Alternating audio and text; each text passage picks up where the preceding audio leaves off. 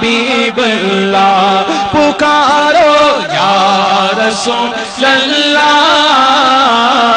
یا حبیب اللہ یا حبیب کبریا اہلا و سہلا مرحبا مصطفیٰ مجتبی اہلا و سہلا مرحبا سید و سردار ماں اہلا و سہلا مرحبا مالک و مختار ماں اہلا و سہلا مرحبا تم بھی کر کے ان کا چرچا اپنے دل چمکا او اونچے میں اونچا نبی کا جھنڈا بولو اونچے میں اونچا نبی کا جھنڈا بولو اونچے میں اونچا نبی کا جھنڈا گھر گھر میں لہراؤ پکارو یا رسول اللہ یا حبیب اللہ پکارو یا رسول اللہ یا حبیب اللہ پکارو یا رسول اللہ یا حبیب اللہ آمنہ کے دل ربا اہلا و سہلا مرحبا اے حلیمہ کے پیا اہلا و سہلا مرحبا تم بھی کر کے ان کا چرچا اپنے دل چمکا او اونچے میں اونچا نبی کا جھنڈا بولو اونچے میں اونچا نبی کا جھنڈا گھر گھر میں لہرا پکارو یا رسول اللہ یا حبیب اللہ پکارو یا رسول اللہ یا حبیب اللہ یا رسول اللہ کے نام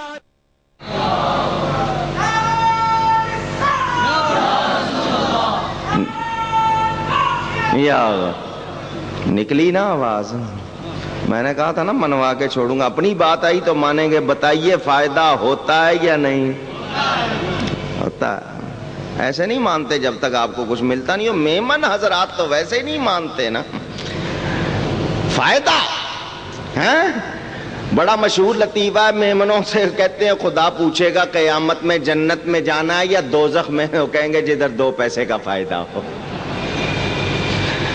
مجھے بڑی خوشی ہوتی ہے اس جواب سے کہ یہ نقصان کا سودا کرنا چاہتا نہیں ہے تو فائدے کی بات آپ کو پتا چلی کہ بتائیے اللہ والے فائدہ دیتے ہیں یا نہیں جواب دیجئے دیتے ہیں تو جو فائدہ پہنچائے اسی کے ساتھ ہونا ہے نا یا جو ڈبوئے گا اس کے ساتھ ہونا ہے فائدہ پہنچانے والے کا ساتھ تو انشاءاللہ یہ یہاں بھی فائدہ دیتے ہیں وہاں بھی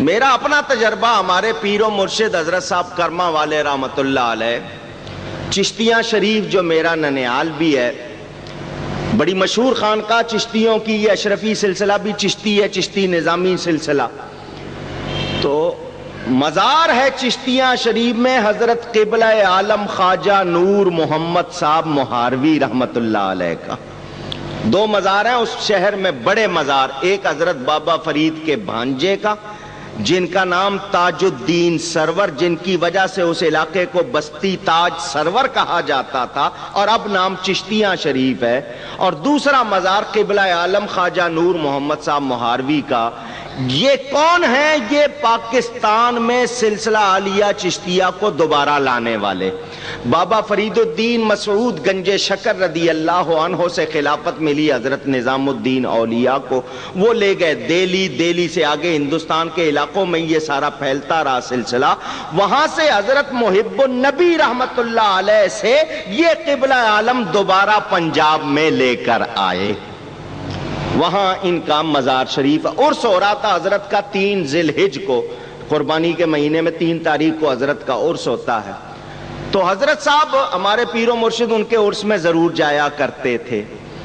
یہ جو چشتی سلسلہ ہے نا پاکستان میں، یہ یہاں مہار شریف سے آگے گیا توسا شریف، توسا شریف سے گیا سیال شریف، سیال شریف سے گیا آگے گولڑا شریف، اس طرح یہ سلسلہ پھیلا.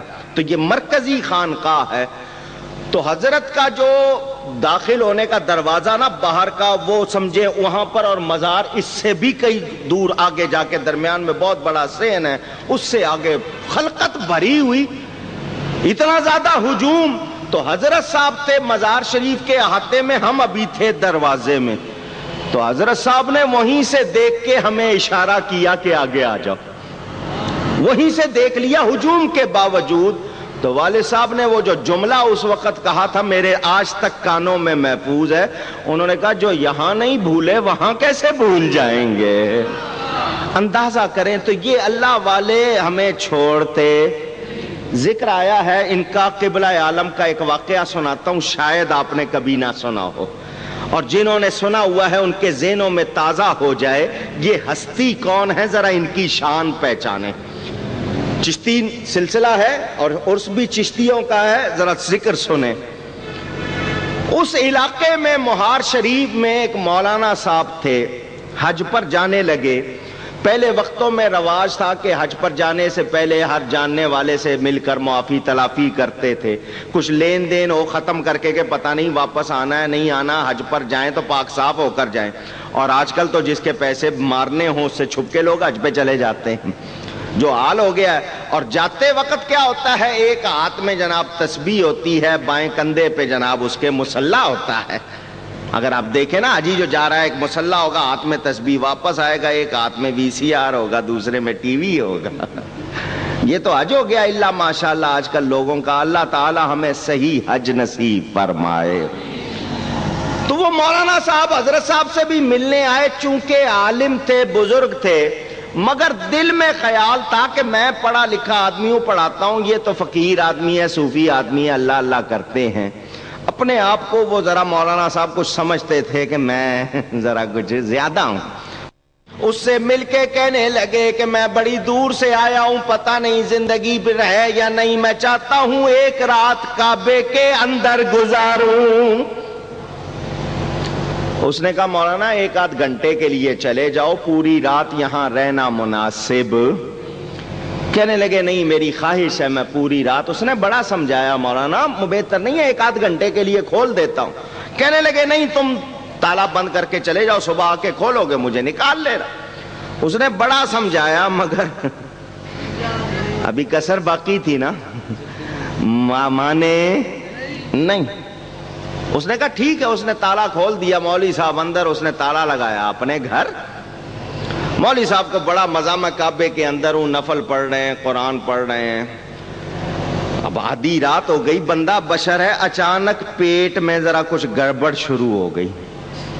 سمجھ گئے بات؟ کچھ ہوا کے گولے بنے، کچھ ذرا انقلاب فرانس، ہاں ذرا پیٹ آگے پیچھے ہونے لگا.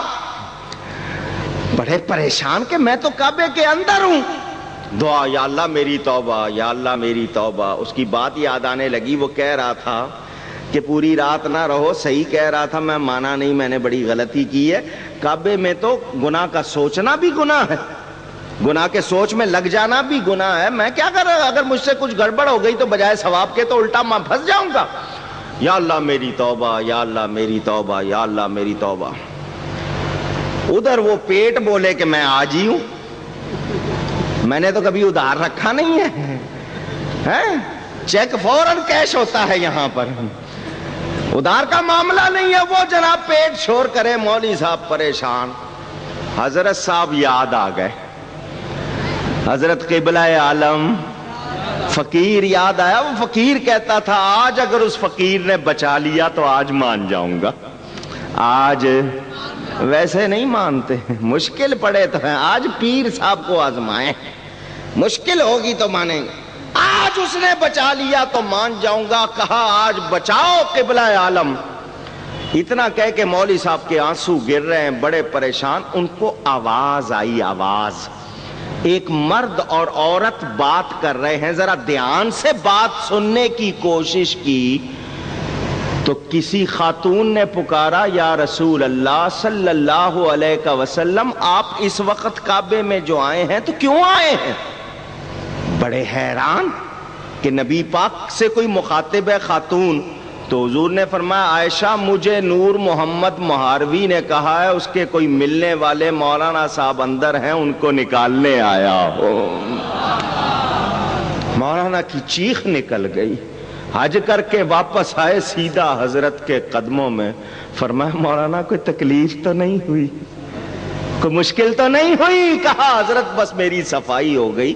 بتانا یہ ہے یہ اللہ والے کتنی شان والے ہوتے ہیں، ہم ان کو پوری طرح سمجھتے. بولو مشکل کشائی کی یا نہیں کی؟ جواب دیجئے. کہتے ہیں جی ایسے ہی بنائے ہوئے واقع ہیں. تو ان کی کھوپڑی میں آ سکتا، کیوں نہیں آتا؟ اس کی وجہ سن لو. میں آپ کو یہ بتا دوں یہ انکار کیوں کرتے ہیں یہ بھی سن لو.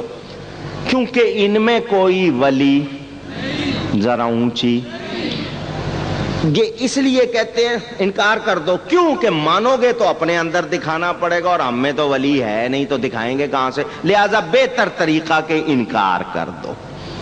کیونکہ ولی جتنے ہوئے ہیں وہ سارے سنی ہوئے، بدعقیدہ ولی ہو سکتا نہیں.